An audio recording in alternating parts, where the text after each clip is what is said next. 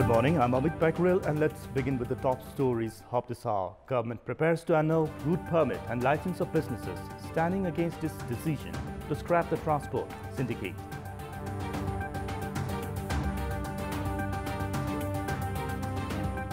CPN-UML and CPN-Maoist Centre unlikely to force unification on 22nd April. Both parties still at loggerheads on organizational structure and statute. US officials hold direct talks with North Korea on setting up a historic summit with its leader. Japan fears the bilateral talks may sideline the country. And Barcelona settles for a 2-2 draw in last night's encounter under the Spanish League. The result takes Barca's unbeaten streak to 40 straight league games.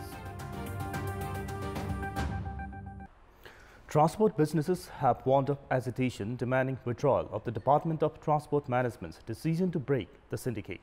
Government, on the other hand, has pledged to confront such illegal threats in any pretext. With its new provision, government is set to make the transport sector more competitive and more quality-oriented. Preparations are also underway to annul route permit and even companies if found resisting the decision. High-level government officials have said that they are ready to face all circumstances for the public's benefit. Transport businesses have resorted to the extent of shutting down even emergency services in an attempt to make the demand fulfilled.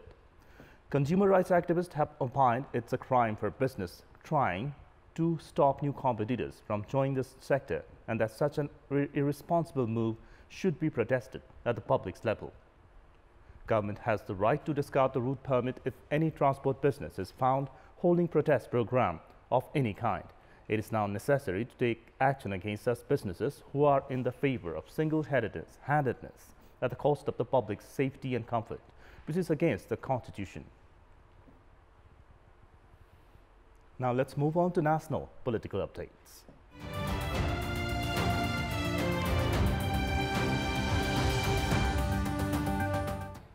The party unification of CPN-UML and CPN-Maoist Centre, which was proposed on the 22nd of April, is unlikely to take place.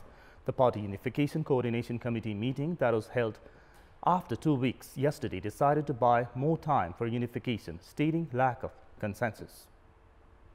The chairman of both the parties are to hold the position of joint chairman until the General Assembly meeting. However, decision is yet to be made regarding who will hold the position of chairman after that. Leaders of CPN-UML are of the opinion that the General Assembly will force a decision in this regard. However, CPN-Maoist Centre Chairman Pushpakamal Dahal is looking for assurance to get the ferry responsibility. No other decision has been made regarding position of senior leaders Madhukumar Nepal and Chalanath Khanal, despite not reaching a common ground regarding these issues. Leaders of both the parties are buying additional time to decide upon power division and election symbols, among others. The committee said that there had not been enough homework due to ferry region.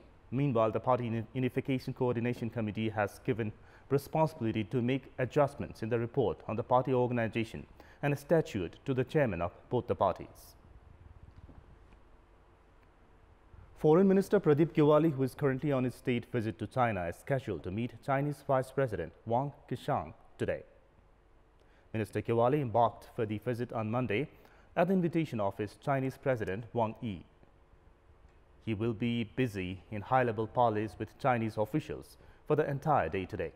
After a foreign ministerial meeting, both the sides will also organize a joint press meeting this afternoon. The meeting is to dwell on the bilateral treaties and agreements forged earlier. The government is preparing to introduce policy aimed at tightening regulation of NGOs and INGOs operating in the country.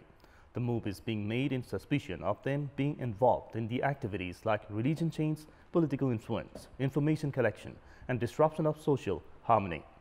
Offices of the Prime Minister and Council of Ministers have also come up with a draft to formulate the policy. The national and international non-governmental organizations have already been blamed of working as per their interest more than the national priorities. They are also time and again accused of operating without considering social sensitivity and harmony. The government thus has prepared a policy draft for both the NGOs and INGOs committed towards doing away with such activities. The new policy is also aimed at making the financial and all other activities of non-governmental organizations transparent to the public. Analysts are of the view that it is, however, challenging to tighten the grip on the non-governmental actors, citing that political parties themselves have been carrying out their activities via such organizations.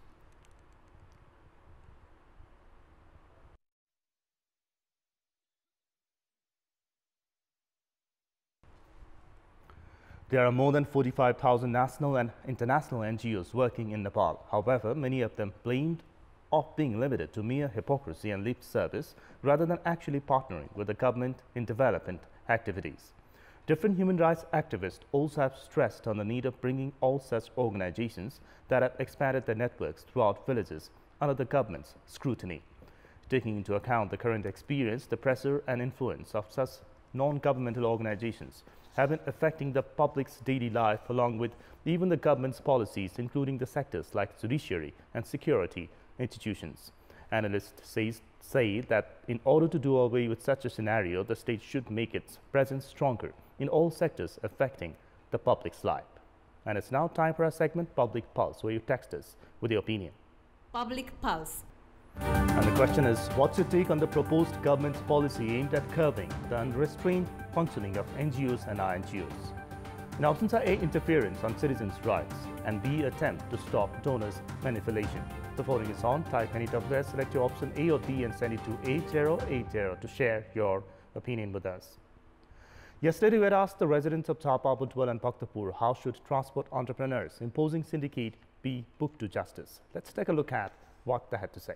Public Voice. यातायात व्यवसायी सङ्घहरू छ ती सङ्घहरूलाई कारबाही गरेर ती सङ्घहरूको चाहिँ road पर्मिटहरू खारिज गरेर कम्पिटिसनमा नयाँ नयाँ यातायातहरूलाई चाहिँ गुड्न दिने राज्यले ठोस नीति अवलम्बन गर्नुपर्छ र पब्लिकहरूले नि अलिकति सहज रूपमा यसलाई लिनुपर्छ। सरकारले आफ्नो कडा कदम चालेर सिन्डिकेटको अन्त्य गरी जनतालाई चाहिँ राहत दिनुपर्छ। यातायातले आफ्नो रुट कब्जा गरेर गर्ने त्यो जुन व्यवस्था मिलाएको छ त्यो चाहिँ तोडिनुपर्छ।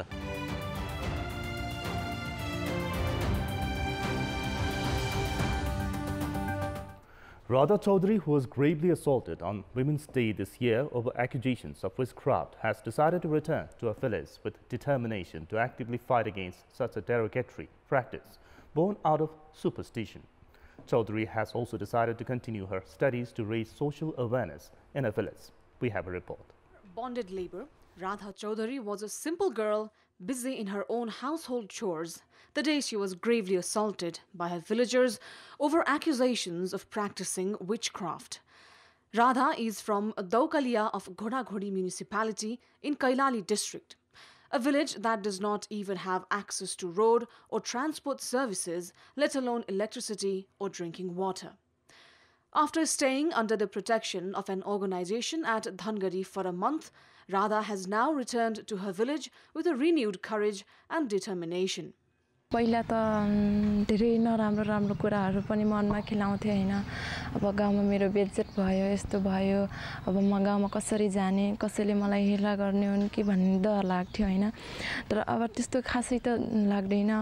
Among 3 of her siblings, her eldest brother is mentally challenged. Since her family lost their land to river flood, their only income source, they have to depend upon daily wage works to survive. This house that they are living in is the family's only property left. Despite going through such a ghastly incident, Radha wants to continue with her studies and become an independent person. नराम्रो नराम्रो मान्छेहरू छन् अब तिनीहरुलाई अब मलाई यस्तो नराम्रो सोच सबैले अझै पनि सोच्छन् र म पढेर केही गर्न चाहन्छु भन्ने छ. The incident and actions taken against the perpetrators has to some extent changed the villagers' perspective. Police have imprisoned 6 perpetrators involved in Radha's case. Minister for Law and Internal Affairs of Province No. 1 Hikmat Kumar Karki has said that the province's government will take action against petrol pumps that have been charging higher fares than that set by the Oil Corporation from the customers. Oil Corporation had set the maximum selling price at 104 rupees and 50 paisa per litre per petrol and 85 rupees and 50 paisa per litre for diesel and kerosene within 15 kilometers radius of its area office of Biratnagar. However, it was revealed that the petrol pumps had been selling petrol at 105 rupees and diesel and kerosene at 86 rupees per litre. The price hike has been causing consumers a loss of 10.5 million rupees on a monthly basis. Petrol pumps have been charging an extra rupee for its petroleum product since 10 years, while extra 50 paisa since 7 years. Now the international update.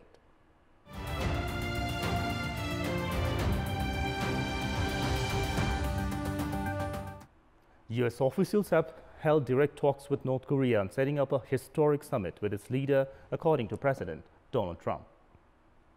He was speaking as he hosted Japanese Prime Minister Shinzo Abe in Florida. Abe condemned the US president's courage in agreeing to meet the North Korean leader. There have been fears in Tokyo that Trump's plans for bilateral talks could sideline Japan, a key US ally and neighbor of North Korea. Trump surprised the international community last month by accepting Pyongyang's suggestion for direct talks. It would be unprecedented for a sitting president to meet a North Korean leader. Trump said the summit would take place either in early June or a little before that. North Korea has been isolated for decades because of its well-documented human rights abuses and its pursuit of nuclear weapons in defiance of international laws and UN sanctions. It has carried out 6 nuclear tests and has missiles that could reach the US. But South Korea's hosting of the Winter Olympics this year gave an unexpected window for diplomacy. Trump insisted on Tuesday that the two countries were very unified on the subject of North Korea. However, observers say Abe's goal for his US trip will be to persuade the US president as much as he cannot to swear from the West hard line on Pyongyang. Barbara Bush, former US First Lady and literacy campaigner, has died at the age of 92. A statement from the office of her husband, former President George H.W. Bush, described her as a relentless proponent of family literacy. Bush, the only woman to have seen her husband and son sworn in as U.S. President, has been in failing health for some time and had declined further medical treatment. She said she wanted to spend her last days in comfort care with her family. Her husband, at 93, is the longest-lived U.S. president. Their son, George W. Bush, was elected president in 2000 and served 2 terms as the nation's 43rd president. Mrs. Bush was also the mother of Jeb Bush, who served as governor of Florida from 1999 to 2007 and unsuccessfully ran for the White House in 2016. As First Lady, Bush went beyond the traditional role of a political spouse, founding the Barbara Bush Foundation for Family Literacy to help parents and children from disadvantaged communities to read and write. Barcelona held on to a 2-2 draw at Celta Vigo in the Spanish league last night despite resting its regular starters and finishing the match with 10 men. Ousmane Dembele scored a goal in the 36th minute of the match and Barcelona took a 1-0 lead. Celta came up with an equalizer after Castro Otto scored in the 45th minute. In the second half, Paco Alcácer scored in the 64th minute and Barcelona took a 2-1 lead. Lionel Messi came off the bench in the second half to give the leaders a boost, but Sergi Roberto was sent off in the 78th minute. Aspas then scored in the 82nd minute, which allowed Celta to equalize and nearly pull off the victory. The result took Barcelona's unbeaten streak to 40 straight league games, extending the record it had broken last weekend against Valencia. It became the first team to stay unbeaten in 33 consecutive league games in the same season. It also left Barcelona 12 points in front of second-place Atletico Madrid, which visits mid-table Real Sociedad tomorrow. The Catalan club has a chance of clinching the title this weekend, depending on other results. Mumbai Indians have registered the first win at the Indian Premier League, defeating Royal Challengers Bangalore by 46 runs. In the match played at the Wankhede Stadium in Mumbai, Royal Challengers Bangalore won the toss and asked Mumbai Indians to bat first. An outstanding batting display by skipper Rohit Sharma helped Mumbai post an impressive total of 213 runs in the stipulated 20 overs, losing 6 wickets. Captain Rohit smashed 94 runs off just 52 balls, which included 10 fours and 5 sixes. Evan Lewis also chipped in 65 runs off 42 runs with the help of 6 fours and 5 sixes. Umesh Yadav and Corey Henderson grabbed 2 wickets each for the Royal Challengers, while Chris Waukes also claimed a wicket. Chasing a stiff target of 214 runs for victory, Bangalore were able to score 167 runs in the allotted 20 overs, losing 8 wickets. Bangalore's keeper Virat Kohli played an excellent knock with an unbeaten 92 off just 62 balls, which included 7 fours and 4 sixes. But Captain Kohli couldn't find anyone to support him with a good partnership, and the Royal Challengers kept on losing wickets at regular intervals. Krunal Pandey was the pick of the bowler for Mumbai, who grabbed 3 wickets. Tonight's Indian Premier League match features a clash between Rajasthan Royals and Kolkata Knight Riders. And that's all for this hour. Keep watching Kantipur TV SD for more news and entertainment. Goodbye for now.